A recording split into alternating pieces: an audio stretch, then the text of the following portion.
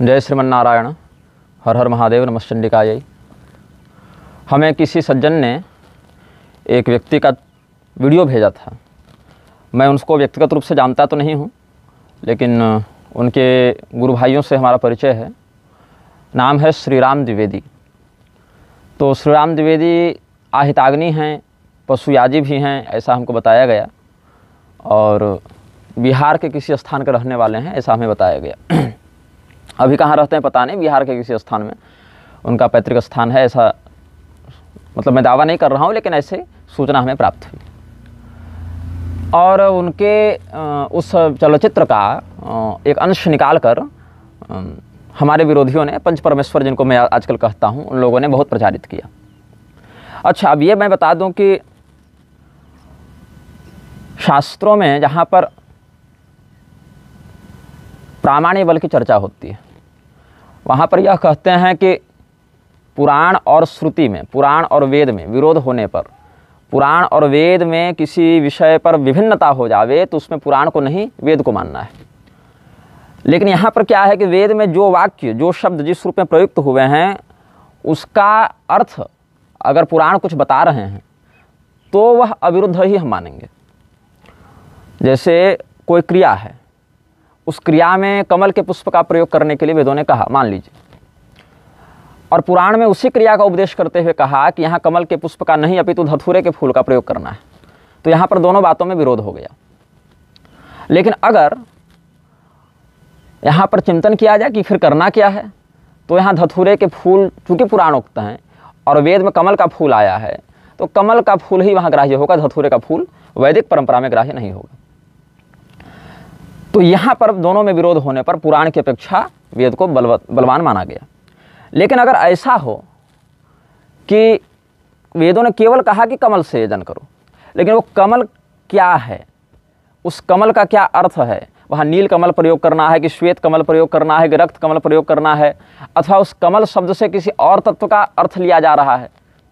लोक प्रसिद्ध जो कमल है, लोक प्रसिद्ध जो पद्म है, पंकज है, क्या उसके अतिरिक्त भी कमल का कोई और अर्थ है? ऐसा अगर पुराण बता रहे हैं और उसका इतिहास भी दिखने में आ रहा है, तो ये वेदों के अर्थ का प्रकाशन हुआ, ये वेदों के अर्थ का विरोध नहीं हुआ। तो आजकल जो है दो प्रकार के हथियार बहुत चल रहे हैं, और इसमें जो व्यक्ति जिस प्रकार की मानसिकता से प्रारंभ से युक्त होता है, वो उसी प्रकार से पूरे संसार को देखने लग जाता है। जैसे अगर किसी ने पुराणों को ही केवल पढ़ा, तो पुराणों में जिस प्रकार की दृष्टि बताई गई, उसी प्रकार से पूरे संसार को देखेगा। किसी ने वेदों को पढ़ा, तो वेदों में जिस प्रकार की दृष्टि उसकी बनेगी, उसमें वो पुराणों को अमान्य कह के वेदवत दृष्टि रखेगा। तो इसमें क्या होता है कि व्यष्टि दृष्टि तो हो जाती है, किंतु समष्टि दृष्टि नहीं हो पाती है। अब हम तो दोनों को मान रहे थे, लेकिन हमारे विरोध में दोनों लोग खड़े हो गए। एक व्यक्ति बहुत अच्छा लिखे थे कि निग्रहाचार्य को हर संप्रदाय वाला व्यक्ति गाली देता है, क्योंकि निग्रहाचार्य हर आचार्य का सम्मान करते हैं। अगर हम केवल शंकराचार्य जी का सम्मान करते तो बाकी लोग हमको भले गाली देते, लेकिन शंकराचार्य वाले तो कम से कम हमारा समर्थन करते। या केवल अगर हम रामानुजाचार्य जी के प्रति ही निष्ठा रखते तो बाकी भले गाली दे, लेकिन रामानुजाचार्य वाले तो कम से कम हमको अच्छा मानते। लेकिन हुआ क्या, समस्त पूर्वाचार्यों का सम्मान करने के कारण समस्त पूर्वाचार्यों के लोग हमको गाली देते हैं।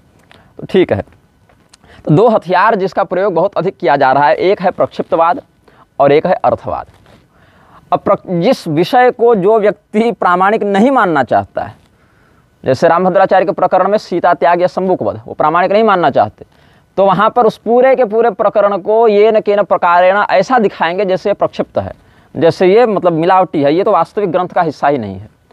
और अर्थवाद, जिस विषय को जो श्रद्धेय नहीं मानेगा, उस विषय में अर्थवाद हो चाहे ना हो, अर्थवाद बहुत स्थान पर होता है, लेकिन जहाँ नहीं भी होगा वहाँ पर भी, जहाँ विधान का भी उपदेश हो, वहाँ भी वो व्यक्ति अर्थवाद को ही घुसा देगा और उस पूरे के पूरे प्रकरण को निरस्त कर देगा। यदन्नः पुरुषो भवति, जिस प्रकार का अन्न व्यक्ति ग्रहण करता है, उसी प्रकार का वह देवताओं के प्रति भी निवेदन करता है। यही कारण है कि अकाल से ग्रस्त महर्षि विश्वामित्र जब चांडाल के घर से कुत्ते का मांस चुराने के लिए विवश हो गए, तो यदन्नः पुरुषो भवति के ही आश्रय पर देवताओं को हव्य और पितरों को कव्य देने के लिए तत्पर हो गए कुत्ते के मांस से। ये कुत्ते का मांस विधानोक्त नहीं है देना, लेकिन यदन्नः पुरुषो भवति के कारण, आपत्तिग्रस्त होने के कारण उन्होंने वही कर दिया। हालांकि पूरा किया नहीं, ऐसा विचार किया। उनके इस प्रकार के क्रियान्वयन से पहले ही देवता उन पर कृपा करके बारिश इत्यादि करने लगे, लेकिन चांडाल से जो उनका संवाद हुआ है महाभारत में, इसी प्रकार से हुआ है। तो मीमांसकों में भी शालिक मिश्र जो हैं, शालिकनाथ और पार्थसारथी, दोनों की गणना प्रधान मीमांसकों में होती है कि नहीं होती है? एक जो है वो प्रभाकरी मत के मीमांसक हैं और दूसरे जो हैं वो भाट मत के मीमांसक हैं। तो क्या शालिकनाथ मीमांसा ठीक से जानते नहीं थे, या प्रभाकर गुरु मीमांसा ठीक से जानते नहीं थे? जो प्रभाकर गुरु कुमारिल भट्ट का खंडन कर दिए और पार्थसारथी मिश्र शालिकनाथ का खंडन कर दिए। तो इसका मतलब है कि शास्त्रों में, उन दर्शनों में, उन सूत्रों में आज नहीं, 1000, 2000, 5000 साल पहले भी विभिन्न प्रकार के दृष्टिकोणों से उनकी व्याख्या की जाती थी और इसको एक स्वस्थ परंपरा माना जाता था। लेकिन हमने जो कहा, अच्छा यही अर्थवाद के विषय में भी अर्थवाद को प्रभावी मानना है कि निरस्त मानना है, इस पर भी प्रभाकरी मत में मतभेद है, मतलब प्रभाकरी और भाट मत में मतभेद है। हाँ, अब इसमें लोग यह कह रहे हैं कि चलो अन्य विषयों में मतभेद हो सकता है, लेकिन पशु बलि के विषय में तो सब एक मत हैं। बिल्कुल एक मत है, क्योंकि अभी तक उस प्रकार से कोई विरोध करने के लिए आया नहीं। जब तक प्रभाकर जी ने विरोध नहीं किया था, तब तक क्या मीमांसकों में आत्मा के ज्ञाता और ज्ञेय होने के विषय में मतभेद था? नहीं था। जब तक प्रभाकर जी ने विरोध नहीं किया था, तब तक क्या अनुपलब्धि प्रमाण को प्रमाण मानना है कि नहीं मानना है, इस पर मतभेद था? नहीं था। लेकिन प्रभाकर जी ने जब विरोध किया तो वह भी एक मत मान्य हुआ, या कम से कम उनकी एक परंपरा बढ़ी। या मुरारी मिश्र ने जब अपना मत रखा प्रामाणिक दृष्टि से, तो उनका भी एक मत आगे आया, एक बात आगे आई। तो ऐसा नहीं है कि पशु बलि पर अभी तक किसी ने विरोध नहीं किया है मीमांसा की दृष्टि से, तो विरोध संभव ही नहीं है या विरोध अनुचित है, ऐसा भी नहीं है। जिन विषयों पर पहले विरोध नहीं होता था उन पर भी एक समय विरोध हुआ, और जिन विषयों में आज विरोध नहीं हो रहा है, आवश्यक नहीं कि कभी विरोध नहीं होगा। जिस विषय में पहले के मीमांसक एक मत थे, उन विषयों में ही बाद के कुछ मीमांसकों ने विरोध किया और उन्होंने अपने मत को दृढ़ किया। बाद में उनका भी खंडन हुआ, प्रतिखंडन हुआ। लेकिन और ब्रह्मसूत्र में भी ये हाल है कि नहीं है?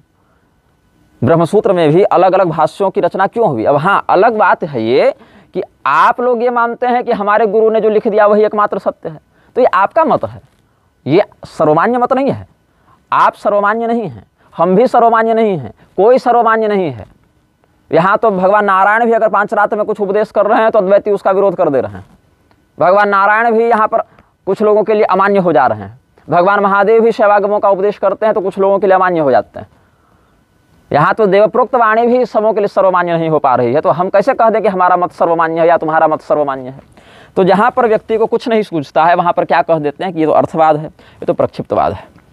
अब ये बताओ, अर्थवाद और प्रक्षिप्तवाद का जो प्रपंच कर रहे हो, इतना विस्तृत हो गया है, इतना विस्तृत हो गया है कि एक समय ऐसा आ गया कि जन्मना जाति व्यवस्था को भी अर्थवाद में लोग जोड़ने लग गए।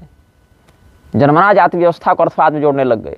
यहाँ तक कि कलिवर्ज प्रकरण का विरोध कर दिया क्षितिज सुमानी ने, तो देवर के द्वारा पुत्र को उत्पन्न करना भी तो कलिवर्ज में आ गया। तो क्यों नहीं देवर से पुत्र उत्पन्न करने का सार्वजनिक प्रसारण करते जा रहे हो? तो यहाँ पर यह चिंतनीय है कि अर्थवाद और प्रक्षिप्तवाद, इन दोनों के आश्रय से धर्म की सुरक्षा नहीं हो रही है, यहाँ पर नास्तिकता का एक छद्म प्रसारण हो रहा है। अच्छा, अर्थवाद कह के जिन बातों को तुम निरस्त कर रहे हो, भीष्म पितामह क्या थे? भीष्म पितामह एक वसु थे, एक देवता थे। तुम्हारी औकात नहीं है कि अपने इच्छा मात्र से किसी भी देवता से संपर्क कर लो।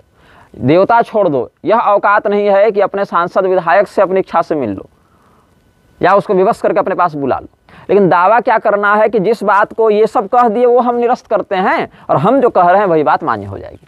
तो भीष्म पितामह जो हैं ऐसे ऐसे रहस्यों के वेत्ता थे, जैसे कर्ण के जन्म के रहस्य को जानते थे और शिखंडी के जन्म के रहस्य को जानते थे।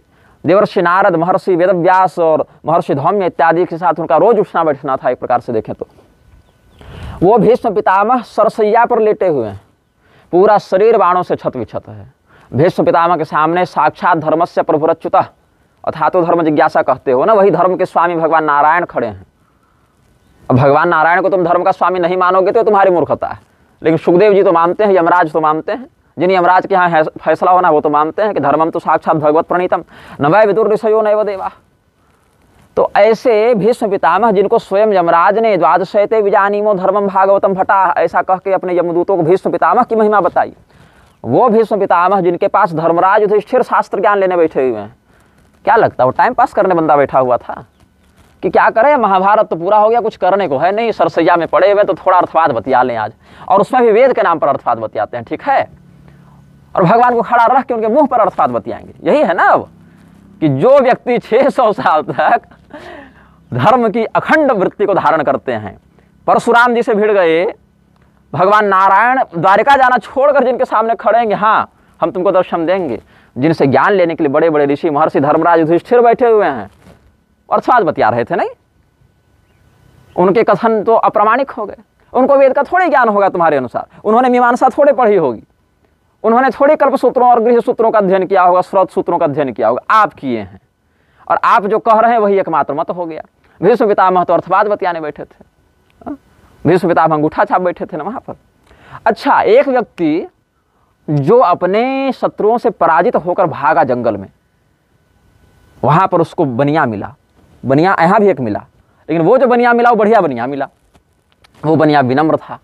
तो वो बनिया क्या किया, नाम था समाधि, राजा का नाम था सूरत। ये दोनों मेधा ऋषि के माध्यम से देवी दुर्गा की आराधना करते हैं, 3 साल तक की, त्रिभिर वर्ष रेतात्मनो। तो भगवती के आशीर्वाद से बनिया को ज्ञान मिला, उसको अनपच नहीं हुआ ज्ञान का, भगवती कृपा से समाधि बनिया को जो ज्ञान मिला वो वैश्यराज जो हैं अच्छे तत्वज्ञ हुए, और राजा सूरत अपने शत्रुओं पर विजय प्राप्त की। और अगले मतलब तत्काल तो अगला नहीं, क्योंकि वो तो स्वारोचिष मंत्र था, लेकिन कालांतर में आप मनु बनेंगे ऐसा कहा गया, सूर्य देव के पुत्र सावरणी के रूप में आप आएंगे और मनु बनेंगे ऐसा कहा। वो मनु जब धर्म के विषय में जानेंगे नहीं तो क्या उपदेश करेंगे, जानेंगे तब तो उपदेश करेंगे। वो मनु धर्म का उपदेश प्राप्त करने के लिए कुमार स्कंद के सामने बैठे हुए हैं। कुमार स्कंद उनको वेद का यह मत है, वैदिक ऋषियों का यह मत है, वेदों में इस प्रकार के वचनों का यह तात्पर्य है, ये सब बता रहे हैं ताकि वो जो है अगला बंदा मनु बनने वाला है भाई, स्वयं सुब्रमण्यम स्वामी से, ये पॉलिटिकल वाला नहीं, साक्षात कुमार स्कंद से वो धर्म का ज्ञान लेने बैठे हैं। उनके कथन को प्रामाणिक रूप से लिपिबद्ध करके वेदव्यास जी ने समाज को बताया कि देखो ऐसी बात है, नहीं भैया अर्थवाद है। हाँ, मतलब अगला बंदा जो मनु बनने बैठा है वो इतना टाइम पास या बैठा हुआ है, इतना बेरोजगार बैठा हुआ है कि अर्थवाद बतिया लेते हैं, वो भी वेद के नाम पर। अब यही रह गया है जीवन में। तो मनु के वचनों पर कोई श्रद्धा कैसे करेगा जी? तो मनु स्मृति को क्यों प्रमाण फिर व्यक्ति मानेगा?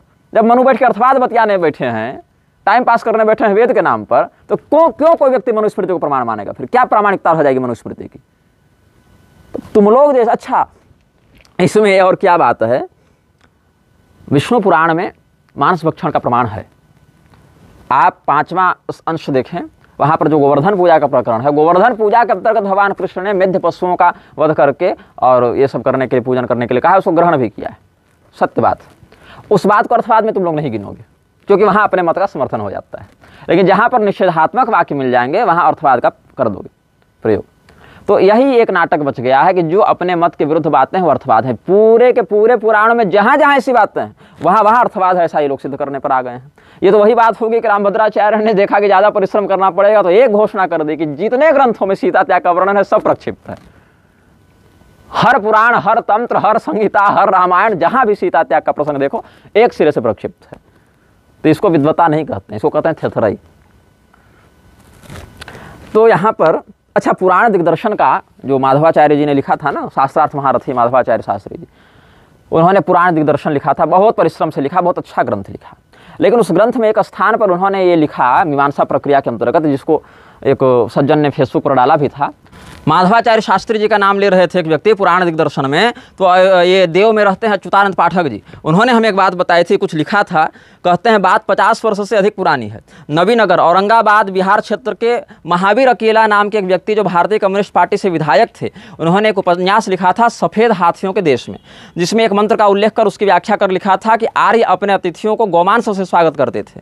तब उसमें देव में एक रहते थे देवकीनंदन पाठक जी, अब वो प्रयाण कर गए, उनका परलोकगमन हो गया। तो उन्होंने शास्त्रार्थ महारथी श्री माधवाचार्य शास्त्री जी को पत्र लिखा था कि भाई इसमें क्या रहस्य है। तो उन्होंने हस्ताक्षर पूर्वक प्रत्युत्तर दिया था कि गोमांस का अर्थ जानने के लिए संस्कृत साहित्य का शब्द को समरकोश देखना चाहिए। मांस का व्यापक अर्थ होता है जैसे आम का मांस उसका गूदा होता है, वैसे ही गोमांस का अर्थ गौदुग्ध से निर्मित उत्तमोत्तम दही, मक्खन, घी आदि है। किसी शब्द का व्यापक अर्थ जाने बिना अपना ज्ञान नहीं बघारना चाहिए, ऐसा उन्होंने लिखा था। तो उन्हीं माधवाचार्य जी के पुराण दिग्दर्शन का आश्रय लेकर हमको लोग दिखाने आए हैं कि देखो यहाँ तो मीमांसा की प्रक्रिया से ही केवल वेदों को समझना है और पुराणों से उसको नहीं समझा जा सकता है। तो इस विषय को भी हमने यहाँ स्पष्ट कर दिया।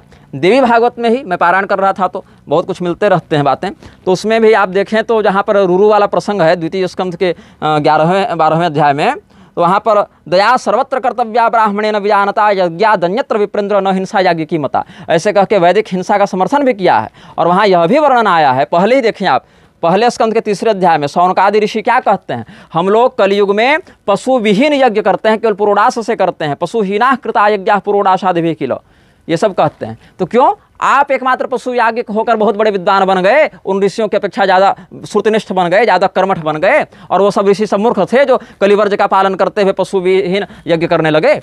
आप ही केवल एकमात्र विशेष याज्ञिक बन गए। हमको आपके पशुयाग से कोई आपत्ति नहीं है, हमको इस बात से आपत्ति है कि पशुयाग की यही एकमात्र विधि है और उसमें पशु का यही एकमात्र अर्थ है जो हमें अपनी परंपरा से प्राप्त हुआ है। हाँ ठीक है, आपको प्राप्त हुआ है, हम उसका सम्मान करते हैं, लेकिन आपका ही मंत्र पूरे ब्रह्मांड में घूमता रहेगा, ऐसा भी संभव नहीं है।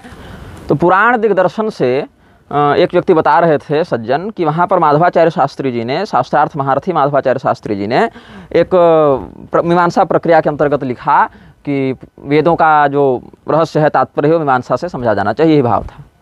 लेकिन पुराण दिग्दर्शन में उन्होंने यह भी लिखा है, आप 4थे अध्याय के आसपास जाइएगा तो यह भी लिखा है कि सभी पुराणों का नाम जो है वो वेदों में मिलता है। और उदाहरण में क्या दे रहे हैं, तो जहाँ तार्क्ष शब्द आया वहाँ से गरुड़ पुराण को दिखा दिया, जहाँ अग्नि शब्द आया जी कि अग्नि मेरी वाणी में प्रतिष्ठित हो, वहाँ पर कह दिया कि अग्नि पुराण का नाम है।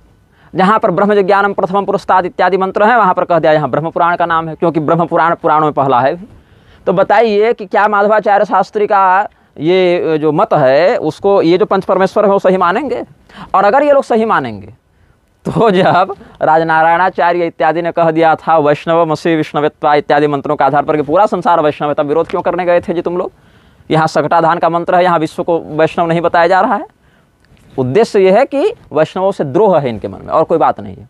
और अब पहले वैष्णवों से द्रोह था, जो बढ़ता बढ़ता वैष्णवों के आचार्यों से भी हो गया। तो हालांकि ये कहना सही है कि वहाँ पर वैष्णव मसीह से पूरे विश्व को वैष्णव नहीं बताया गया है, क्योंकि सर्वम शाक्त मजी जनत से तो और स्पष्ट हो जा रहा है बभृचोपनिषद की श्रुति से कि संपूर्ण शाक्तों को जन्म दिया। और न शैवा न च वैष्णवा वाला जो वचन है,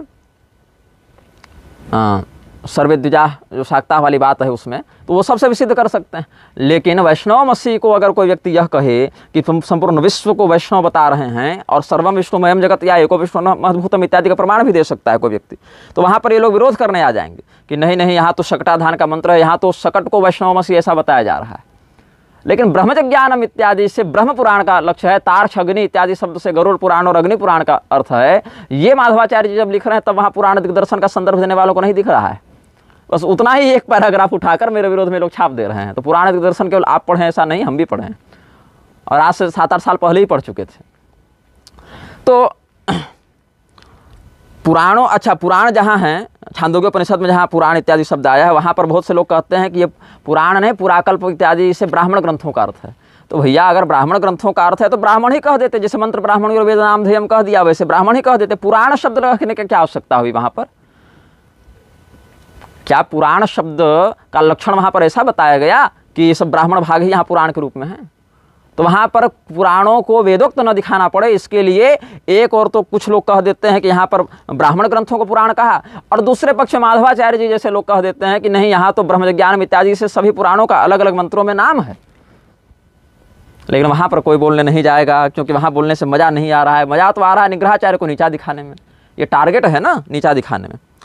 अब हमने देखिए हुआ क्या था कि ब्रह्मचारी गुरु जी के शिष्य हैं ये राम द्विवेदी जी। तो श्री राम द्विवेदी जी के द्वारा एक बात हमको पता चली थी कि मतलब उन्होंने किसी को बताया था, जहाँ से मुझे पता चला कि ब्रह्मचारी गुरु जी पशुयाजी थे। तो किसी ने कभी किसी सभा में अपमान किया था, लेकिन मुझे पता नहीं क्या हुआ था। तो इनको लगा कि निग्रहाचार्य भी पशु यज्ञ का विरोध करते हैं, तो ये भी पशु याज्ञिकों का अपमान करते हैं। और ये कहते हैं श्रृंगेरी वाले तो हम लोगों को आहिताग्नि नहीं मानते क्योंकि पशु यज्ञ करते हैं, ये सब करते हैं। तो भाई तुम्हारी श्रृंगेरी की परंपरा में अगर ऐसा हो रहा है तो वहाँ जाकर लड़ो ना। श्रृंगेरी के विरुद्ध कितने वीडियो बनाए हैं आज तक राम द्विवेदी ने, बताइए। श्रृंगेरी में अगर ऐसा हो रहा है कि पशु याज्ञिकों को ये लोग शुद्ध नहीं मानते हैं या विकृत दृष्टि से देखते हैं, तो मुझे एक प्रमाण बता दीजिए जब श्री राम द्विवेदी ने वीडियो बनाकर श्रृंगेरी को ललकारा हो। नहीं ललकार पाएंगे, इनके निष्ठा बस इतनी ही है। जब भगवान रामानुजाचार्य जी को भर भर टोकरी गाली दे रहे थे ये पंच परमेश्वर वाले लोग, क्षितिज सोमानी और मार्तंड भैरव इत्यादि, मुझे एक वीडियो दिखाइए श्री राम द्विवेदी का जब श्री रामानुजाचार्य जी के समर्थन में इन्होंने वक्तव्य जारी किया हो क्षितिज सोमानी के विरोध में या मार्तंड भैरव के विरोध में। आज ये अपने आप को वैदिक और श्रुतिनिष्ठ दिखाने आए हैं मेरे सामने। अच्छा, श्री राम द्विवेदी स्वयं शंख चक्रांकित व्यक्ति हैं। मैं तो मानता हूं कि शंख चक्रांकित व्यक्ति भी वैदिक कर्म का अधिकारी हो सकता है, लेकिन क्या पंच परमेश्वर ये बात मानते हैं? क्या सन्मार्ग का प्रोफेसर मानता है? क्या राजेश बिंजवाल मानता है? क्या सोमानी और प्रसून मानता है? क्या अद्वैत विजय वैजयंती मानते हैं?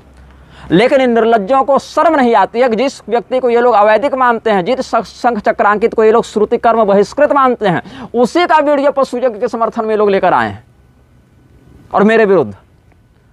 मतलब कि जिस रामानुजाचार्य जी के संप्रदाय को ही ये लोग पाखंड मानते हैं, शंख चक्रांकित व्यक्ति को ही ये लोग पाखंडी मानते हैं, अवैदिक मानते हैं, उन्हीं रामानुजाचार्य जी के संप्रदाय के एक व्यक्ति जो शंख चक्रांकित है उनका वीडियो लाकर ये लोग दिखा रहे हैं कि निग्रहाचार्य फर्जी है। वाह रे नालायकत्व। मतलब ये तो वही बात हो गई कि कोई आर्य समाजी जो है वो पहले मुसलमानों को गाली दे और फिर वहां से कह दे कि कुरान वाले मूर्ति पूजा नहीं मानते इसलिए वेद में भी मूर्ति पूजा नहीं है। हालांकि मैं मुसलमान किससे तुलना नहीं कर रहा हूं, लेकिन एक मैं बात कह रहा हूं। तो बात ऐसी है कि यदि ये लोग सच में श्रुतिनिष्ठ होते तो पहले ही कह देते कि देखो ये श्री राम द्विवेदी शंख चक्रांकित हैं और अवैदिक हैं और रामानुजाचार्य का मत पाखंड का मत है, इसीलिए नास्तिकों का हम समर्थन नहीं करते। लेकिन नहीं, वहाँ अपना काम बनाना है। बाद में श्री राम द्विवेदी का एक आधे मिनट का हमको दिखाओ जहाँ पर वो बड़े दबे चुबे स्वर में कह रहे थे कि जो रामानुजाचार्य जी हैं उनके विरुद्ध में कुछ लोग कुछ बातें कह रहे हैं। नाम नहीं ले पाए, फिर भी जैसे निग्रहाचार्य नाम ले लिया वैसे नाम लेने का साहस नहीं हुआ इस व्यक्ति को। तो रामानुजाचार्य से गलत नहीं बोलना चाहिए। लेकिन जब प्रोफेसर ने इस बात को वीडियो को डाला तो इतना वाला अंश काट दिया जहां रामानुजाचार्य का समर्थन कर रहे थे, उतना अंश काट दिया। तो अरे नालायकों, क्षितिज सोमानी को मैं कहूंगा कि यदि तुम हमारे पास आए थे देवी भागवत का पुराण पारायण सुनने के लिए और अभी फेसबुक पर लिख रहे हो कि एक बालक के पास हम गए थे उसको बताने के लिए, ज्ञान देने के लिए, तो यदि इस बालक को तुम नकली मानते हो, नालायक मानते हो, तो हम पर इतनी कृपा क्यों कर रहे थे रे तुम लोग? तुमको तो अगर तुमको जैसे प्रसून मिश्र को भी मेरा संप्रदाय नकली लगता है तो नकली संप्रदाय वाले के पास क्यों जाना? असली को ना बचाओ। अगर तुम्हारी दृष्टि में हम नकली हैं तो 3 साल के बाद तुमको पता चल रहा है कि हम नकली हैं। अपने गुरु का नाम बताने के बाद, अपनी परंपरा का नाम बताने के बाद, अपने आगम का नाम बताने के बाद, सब कुछ बताने के बाद आज 1 महीना से तुमको हम नकली लगने लग गए। उससे पहले जब प्रोफेसर इत्यादि लोग हमको नकली बताते थे तब तो तुम हमारे समर्थन में लड़ते थे। उस समय तो हमारे दिए प्रमाण तुमको असली लगते थे। उस समय हमारा सिद्धांत तुमको असली लगता था। असली नकली की बात नहीं है। ये सारे के सारे स्वार्थी जो हैं केवल ये चाहते हैं कि किसी प्रकार से हम कुछ बना लें। तो आदि शंकराचार्य जी की परंपरा को तो विशुद्ध मानते हो, उसमें कोई दोष नहीं, बल्कि उसी को एकमात्र मानते हो। तो जाकर कभी पूरी शंकराचार्य जी को क्यों नहीं ललकारते और क्यों नहीं कहते कि आपने जो कहा है कि श्रौत पशु याग इत्यादि में भी परिसंख्या विधि है वो गलत है। आपको हम चुनौती देते हैं कि इस मत को या तो सही सिद्ध कीजिए या तो पराजित होकर हमारे अनुकूल हो जाइए। वहां नहीं जाओगे तुम लोग। अविमुक्तेश्वरानंद सरस्वती को जाकर क्यों नहीं ललकार रहे हो तुम लोग? उन्होंने तो सर्वथा ही पशु यज्ञ का निषेध ही कर दिया, जो कि गलत किया, सर्वथा निषेध कर दिया। उनके विरुद्ध वीडियो बनाने की औकात क्यों नहीं हुई राम द्विवेदी की? भाई उनके विरुद्ध वीडियो बनाने की औकात नहीं हुई, कह देते ना फर्जी शंकराचार्य हैं। भाई निग्रहाचार्य की परंपरा तो अमान्य हो गई तुम लोग के लिए, लेकिन शंकराचार्य जी की परंपरा तो मान्य है। श्रृंगेरी ने ही अभिषेक किया ना अविमुक्तेश्वरानंद सरस्वती जी का, तो क्यों औकात नहीं हुई राम द्विवेदी की कि ये कह दें कि अविमुक्तेश्वरानंद का मत बिल्कुल गलत है, अवैदिक है, उनको तो अग्निहोत्र का क ख ग नहीं पता है औकात राम द्विवेदी की बोलने की ऐसी। अच्छा, जिन अंशों में रामानुज संप्रदाय के ही गोपालाचार्य जी या विद्याभास्कर जी इत्यादि लोगों ने हमारा समर्थन किया है या हमारे प्रति सकारात्मक बातें बोली हैं, उनको ये लोग नहीं काट के डालेंगे। उन अंशों को, उन वीडियो को ये प्रोफेसर लोग अपलोड नहीं करेंगे। तब तो कह देंगे कि ये तो चापलूस हैं इसके, या ये तो तलवे चाटता है इनके, ऐसा कह देंगे। लेकिन राम द्विवेदी को ये लोग प्रमोट करेंगे कि देखो ये तो निग्रहाचार्य का विरोध कर रहे हैं, पोल खोल रहे हैं। वाह, दोनों बातों को डालते हैं ना। और उसमें भी राम द्विवेदी का वो अंश नहीं डालेंगे जहां पर रामानुजाचार्य जी की उन्होंने प्रशंसा की है। पूरी शंकराचार्य जी को जाकर ये लोग नहीं ललकार सकते, क्षितिज सोमानी इत्यादि, कि आप रामानुजाचार्य को आस्तिकता की कैसे पराकाष्ठा बता सकते हैं? हमको शेषनाग का आदेश प्राप्त हुआ है कि रामानुज नास्तिक था, ऐसे जाके कहो ना। अरे भैया, असली परंपरा तो रसातल घुस रही है तुम्हारी और हमें नकली साबित करने आए हो। वो भी 6 महीना साल भर पहले तक तुम लोगों को तो हमारा दिया श्लोक प्रामाणिक ही लग रहा था, हमारा बताया आगम प्रामाणिक ही लग रहा था। अच्छा, पंच परमेश्वर की बात क्या है कि ये परम विशुद्ध प्रजाति के दोगले हैं। कभी इन्होंने अपना नाम बताया नहीं, कभी मतलब अधिकांश लोगों ने नाम नहीं बताया, चेहरा नहीं बताया। कल को ये लोग जो हैं अपनी आईडी बंद करके कहीं भाग जाए तो कहाँ खोजोगे इनको? यही कारण है कि बड़ी बड़ी बातों की डींग हाँकने वाले ये लोग अपनी वास्तविक पहचान भी उजागर नहीं करना चाहते। ये लोग कह रहे हैं अब कि तुम वासुदेव के विरुद्ध नहीं बोलते, राघव के विरुद्ध नहीं बोलते, राजेंद्र के विरुद्ध नहीं बोलते, मतलब राजेंद्र दास स्वामी जी और राघवाचार्य जी और विद्याभास्कर जी के विरुद्ध नहीं बोलते। बोले हैं हम कई बार, कठोर से कठोर शब्द में बोले हैं, सौम्य से सौम्य शब्द में बोले हैं। और जिसके विरुद्ध बोले हैं असली नाम चेहरे के साथ बोले हैं।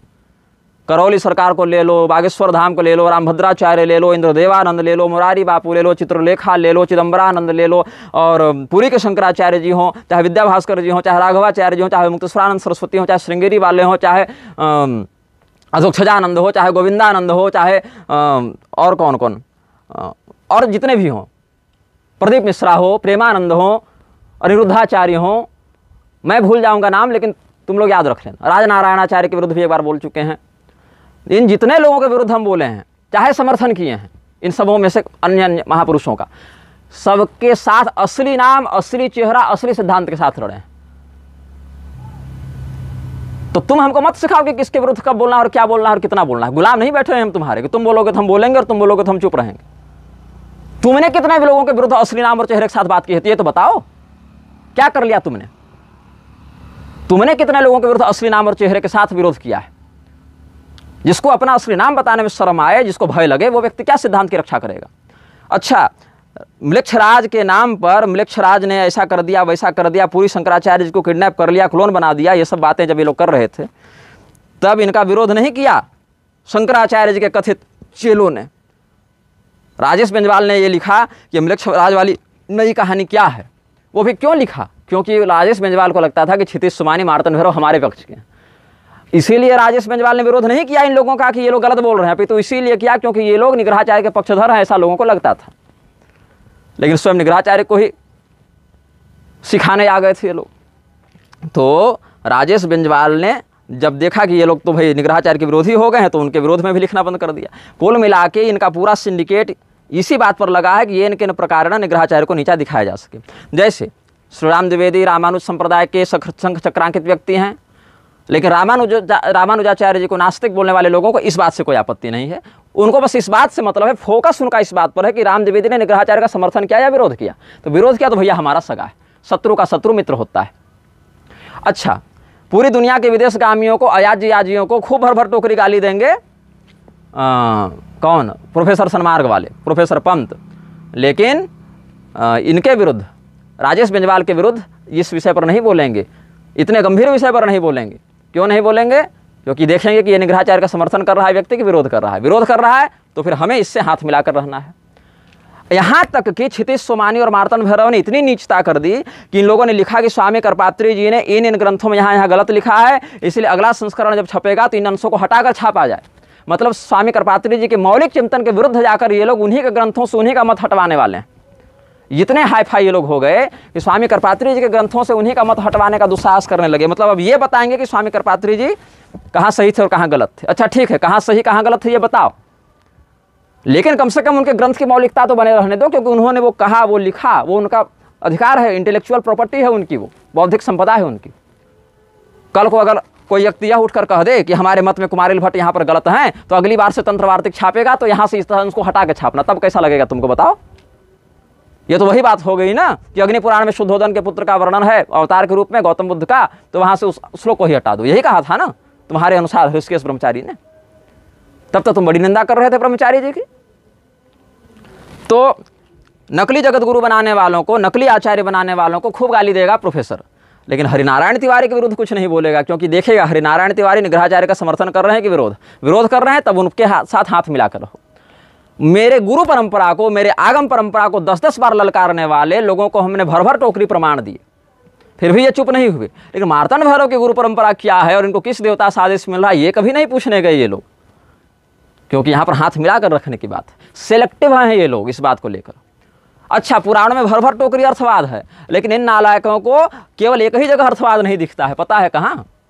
जहाँ रामानुजाचार्य जी की महिमा है वो भी नकली है, अर्थवाद है। जहाँ पर मध्वाचार्य जी की महिमा है वो भी नकली है, अर्थवाद है। जहाँ पुराणों में ही वेदोक्त विधान को बताने के लिए पशु शब्द का अर्थ अन्न बताया गया है, वहाँ भी अर्थवाद है, वहाँ भी नकली बात है। शाकतद्वीपीय ब्राह्मणों की जहाँ महिमा वर्णित है ना, वहाँ अर्थवाद नहीं दिखेगा इनको।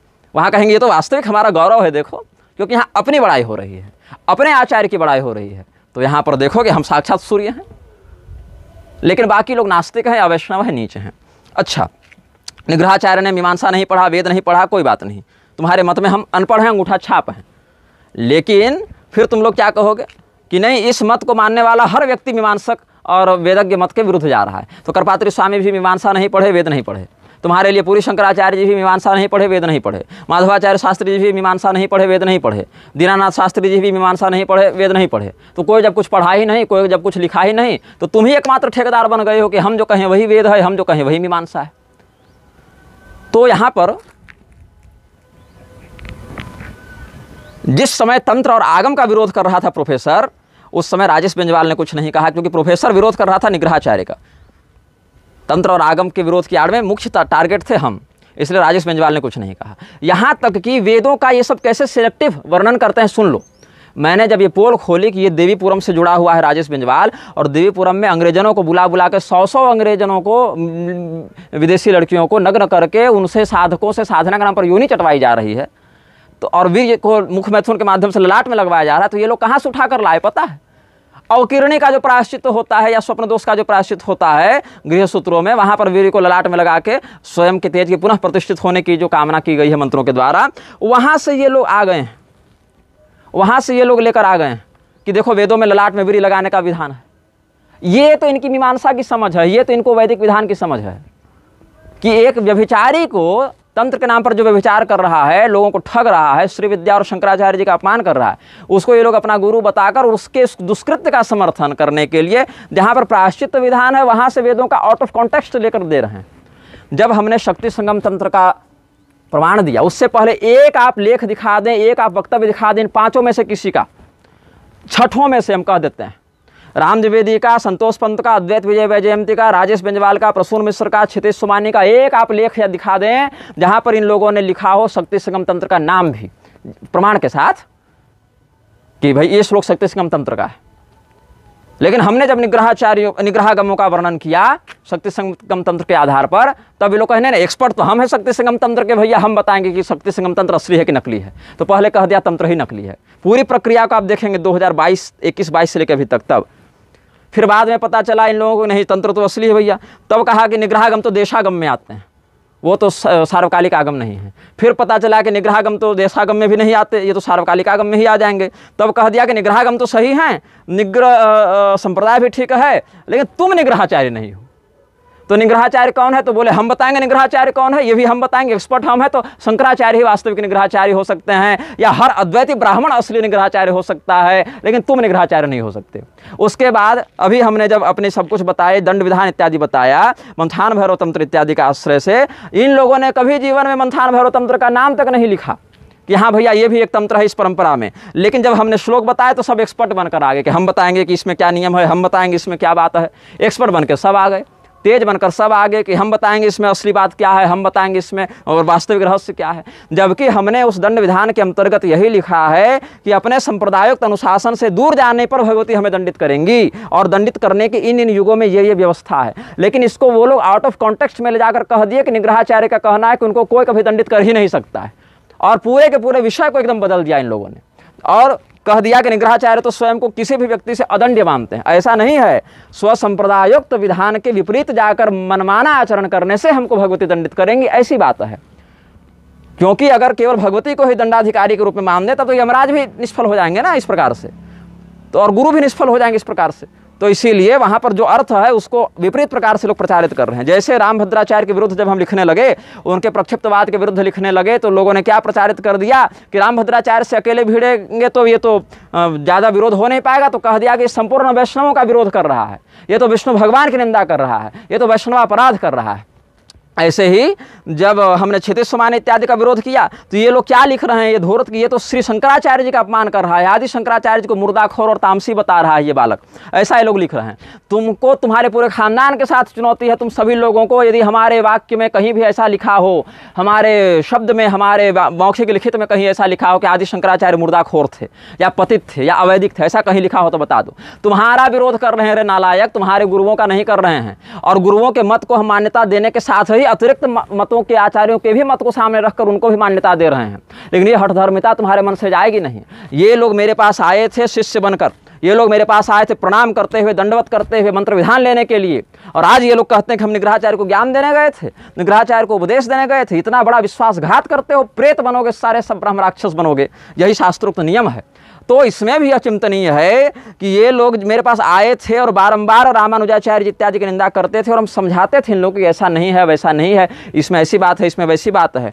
इन लोगों को लगा कि पहले तो ये लोग कहते थे कि पूरी शंकराचार्य जी के पास आकर एकदम आप दावा ठोक दीजिए कि हम ऐसा हैं, एकदम आमने सामने भिड़ जाइए, ऐसा कर दीजिए, वैसा कर दीजिए, ललकार दीजिए, शंकराचार्य को ध्वस्त कर दीजिए। लेकिन हमने जब ऐसा नहीं करना स्वीकार किया तब ये लोग सोचे कि हाँ तो ये हमारे कहने पर आ नहीं रहा, हम बहका नहीं पा रहे हैं। तब फिर इन्होंने आकर कहना शुरू किया कि रामानुजाचार्य का विरोध करना प्रारंभ कीजिए, मध्वाचार्य का विरोध करना प्रारंभ कीजिए, उनके सिद्धांत को ललकारिए। जब हमने वो भी नहीं किया तब ये लोग देखे कि भाई कम से कम कोई मठ ही बना ले, कोई चेला ही बना ले, ताकि हम लोग कुछ आगे बढ़ जाएं धन कमा के। वो भी जब हमने अस्वीकार कर दिया तब ये लोग हमारे हर चीज़ को नियंत्रित करने का प्रयास करने लगे।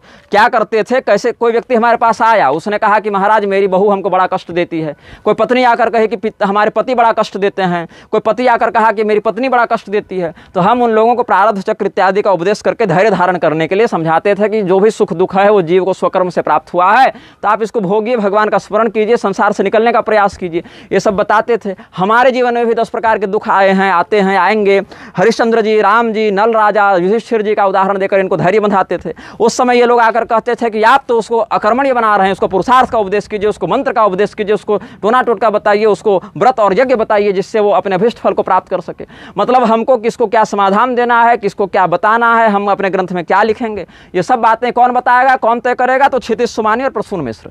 लेकिन क्षितिज सोमानी और प्रसून मिश्र स्वयं ये जो सौराचार्य की परंपरा बता रहे हैं और जो रुद्र मार्तंड और देव मार्तंड ये सब बता रहे हैं, ये लोग कहाँ हैं, इनका क्या नाम है, चित्र है, पहचान है, इस विषय में कभी ये लोग पंच परमेश्वर में आपस में क्रॉस चेक नहीं करेंगे। इनका पूरा सिंडिकेट बस इस बात पर आश्रित है कि किसी भी प्रकार से निग्रहाचार्य को नीचा दिखाया जा सके, इसके अलावा कोई इनका काम नहीं है। अच्छा, जैसे आर्य समाजी पुराणों को बिल्कुल ही प्रक्षिप्त मान देते हैं, नकली मान देते हैं, वैसे क्या हम प्रक्षिप्त और नकली मान रहे हैं पुराणों को? जो राम द्विवेदी ने हमारी तुलना आर्य समाजियों से कर दी और इन लोगों ने हमारी तुलना बौद्ध और जैन से कर दी। क्या हमने किसी बौद्ध और जैन आचार्य का मत प्रस्तुत किया है अपने कथन के समर्थन में? क्या हमने किसी भीष्म पितामह बौद्ध थे, जैन थे, स्कंद भगवान, सावरणी, मनु और ये सब बौद्ध और जैन थे? और जो 4-5 ऋषियों का नाम ये बताए हैं, उन ऋषियों के उस मत को हम स्वीकार भी कर रहे हैं, लेकिन क्या वही एकमात्र ऋषि हो गए संसार में? और जिनको वेदव्यास जी वेदज्ञ ऋषि बता रहे हैं सब बैल थे क्या, सब मूर्ख थे क्या, अवैदिक थे क्या? और अगर थे तो कहो ना कि वेदव्यास जी ने गलत लिखा, वेदव्यास जी को अकल नहीं थी लिखने की, कह दो। अगर इतने ही बड़े तुम वेदज्ञ हो तो हमें तो कख गघ नहीं पता है अग्निहोत्र का, करपात्री स्वामी को पता था कि नहीं पता था, दीनानाथ शास्त्री जी को पता था कि नहीं पता था, पूरी शंकराचार्य को पता है कि नहीं पता है? और अगर नहीं पता है तो इनको सिखाएगा कौन? भाई हम तो जानते नहीं, तो हम तो सिखा नहीं सकते, तुम ही ना सिखाओगे, तो जाकर सिखाओ।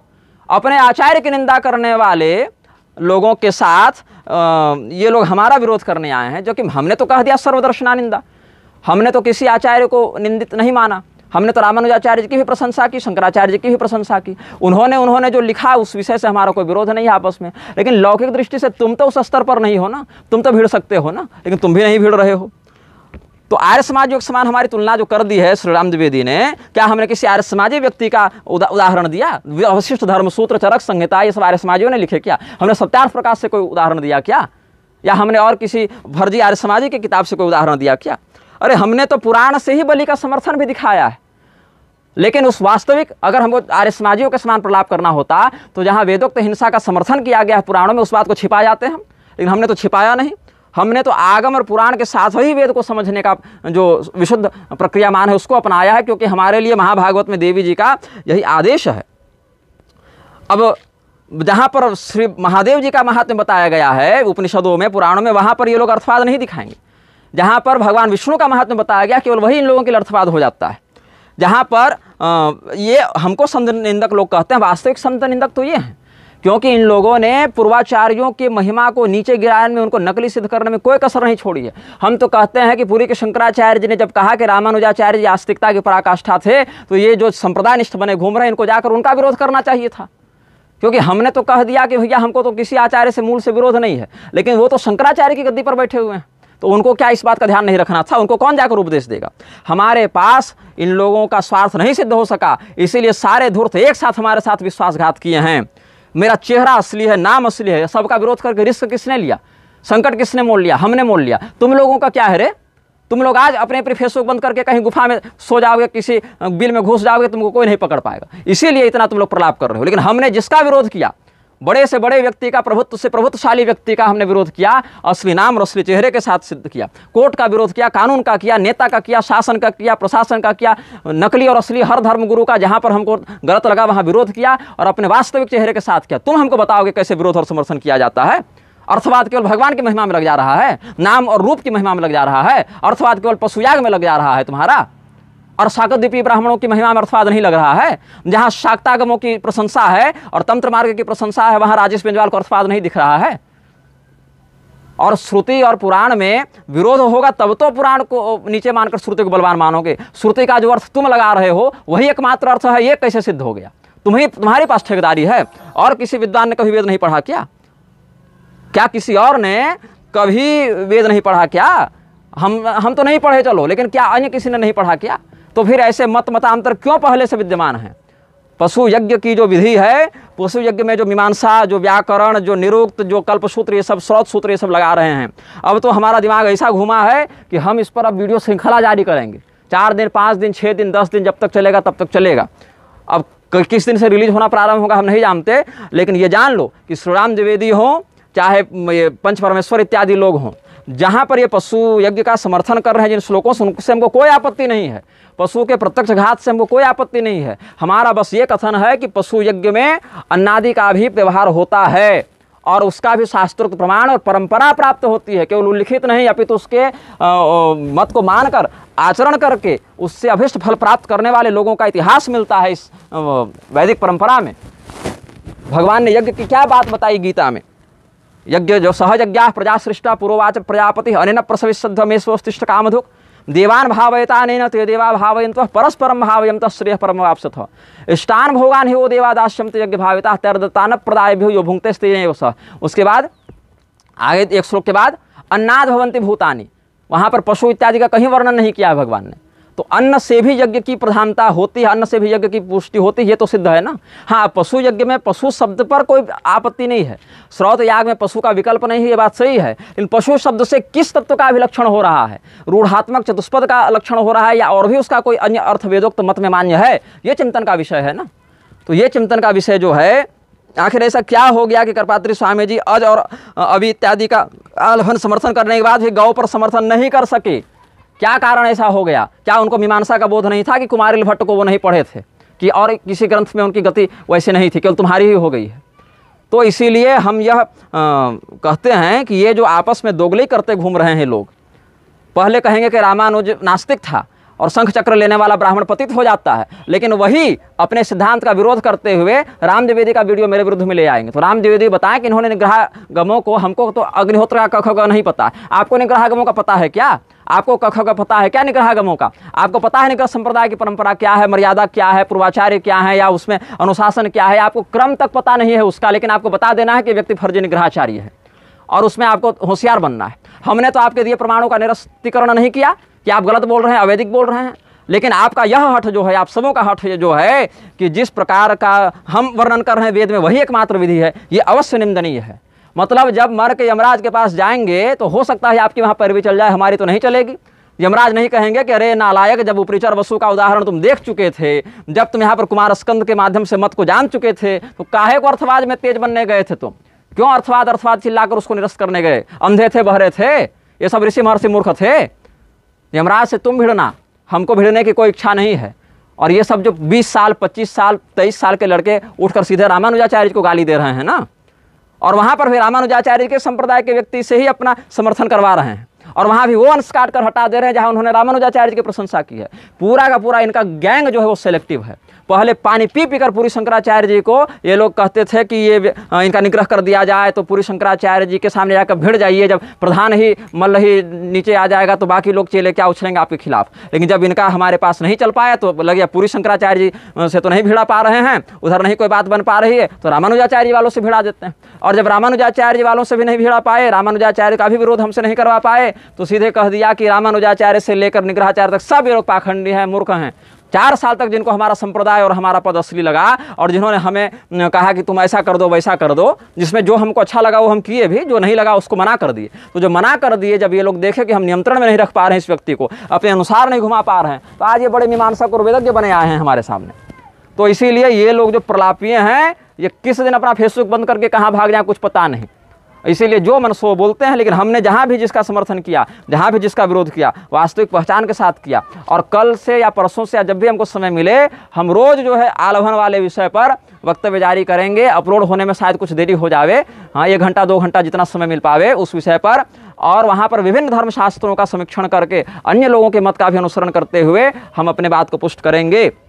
हमने केवल यह कहा है कि पशु यज्ञ की दोनों विधियां प्राप्त होती हैं। पशु यज्ञ में पशु शब्द का ही अर्थ इतना व्यापक है और अलग अलग आचार्यों ने उसकी अलग अलग व्याख्या की है कि हम समस्त संप्रदायों में उस अर्थ की व्याप्ति को स्वीकार करते हैं। लेकिन हर व्यक्ति का यही हट हो गया है कि जो हम कह रहे हैं वही सही मानो, जो हम कह रहे हैं वही सही मानो। विदेश गमन का विरोध करने के बाद भी राजेश बेंजवाल के खिलाफ इसका मुंह नहीं खुला प्रोफेसर का। तंत्रागम का विरोध करने वाले प्रोफेसर के खिलाफ राजेश बेंजवाल का मुंह नहीं खुला। करपात्री स्वामी के ग्रंथों से उन अंशों को हटाने वाले, पैरवी करने वाले क्षितिज सुमानी और मार्तंड भैरव के विरोध में राजेश बेंजवाल का मुंह नहीं खुला। और भगवान विष्णु की निंदा करके और अर्थवाद जिसको कह रहा उसी के आधार पर अपने इष्ट की प्रशंसा करवाने के समय मार्तंड भैरव इत्यादि का मुख राजेश बेंजवाल के विरुद्ध नहीं खुला। जब हमने सिद्ध किया कि तंत्र के नाम पर व्यभिचार करवा रहा है इसका देवीपुरम वाला संस्थान, तो यहाँ पर मुंह नहीं खुला। जब नकली गुरुओं को प्रोत्साहित कर रहा था हरिनारायण तिवारी, तब प्रोफेसर का मुंह नहीं खुला। मतलब कुल मिला के अगर निग्रहाचार्य का विरोध वो व्यक्ति कर रहा है तो अपना बहुत बड़ा हितैषी है, चाहे हमने उसके मूल आचार्य को ही नास्तिक और अवैष्णव क्यों न घोषित कर दिया हो। लेकिन मूल है कि निग्रहाचार्य का विरोध अगर कल को जाकर वेटिकन वाले कर दें या खलीफा इत्यादि कर दें ना, ये लोग चरण धो के पिएंगे उन वृक्षों का। मुझे पूरा विश्वास है इनके इस संप्रदाय निष्ठा पर। कोई व्यक्ति बस हमारा विरोध कर दे तो ये उनके लिए परम सुहृद और हितैषी हो जाते हैं, और उसी में इनका सिद्धांत जो है उसका गर्भपात हो जाता है। इनका सिद्धांत 3 महीना में स्खलित हो जाता है। तो जहाँ पर इनका मत केवल जो है बकैती कर लो और अपने मत में विरुद्ध जो वही श्लोक आए सबको एक सिरे से अर्थवाद बता दो। लेकिन हाँ, अगर वहीं उसी ग्रंथ में अपने आचार्य की महिमा हो जाए, अपने जाति की महिमा हो जाए, अपने देवता की महिमा हो जाए, तो उसको परम प्रमाण मान के स्वीकार कर लो। पूर्व काल के बहुत से लोगों ने ऐसा किया है और आजकल के भी लोग ऐसा कर रहे हैं। लेकिन हमने इस प्रकार की वृत्ति का कभी समर्थन नहीं किया और न कभी इस बात को अपनाएंगे। और अब तो हम भी श्रृंखला लेकर आएंगे, पशु यज्ञ के विरोध में नहीं, पशु यज्ञ में पशु का क्या अर्थ अपेक्षित है और उसका प्रत्यक्ष पशु होने के साथ साथ और क्या अर्थ है उसको भी हम बताएंगे और अपने वास्तविक नाम और चेहरे के साथ बताएंगे। और इन लोगों के समान ऐसा नहीं कि हमने एक बार किसी को ही नास्तिक कह दिया और उसी के चेले का मत लेकर हम यहाँ प्रस्तुत करने आ गए, ऐसा नहीं करेंगे। तो हम अपने इस वक्तव्य को यहाँ पूर्ण करते हैं और देखते हैं फिर आगे से क्या श्रृंखला प्रारंभ होती है। नारायण। इस पूरा वीडियो खत्म कर लीजिए ना।